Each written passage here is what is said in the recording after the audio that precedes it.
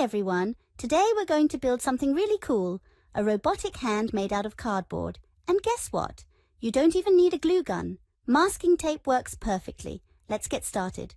First, gather everything you'll need: cardboard, a pencil, some string or yarn, drinking straws, scissors and masking tape. A ruler!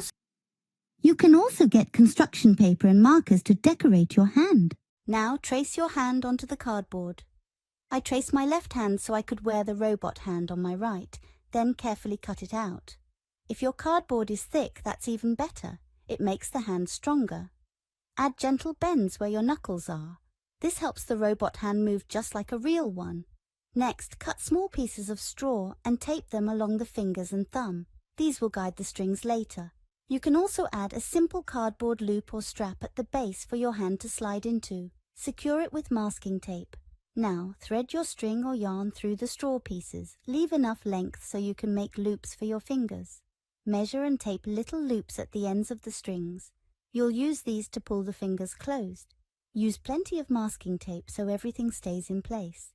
Time for the fun part. You can make it an Iron Man hand.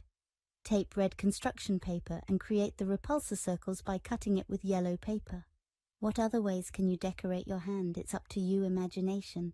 And you're done. Slide your hand into the strap, pull the strings and watch the fingers move. You can even pick up light objects with it. It's simple, fun and a great way to learn about how real robotic and human hands work. I hope you had fun making your own robotic hand. See you next time for more awesome creations.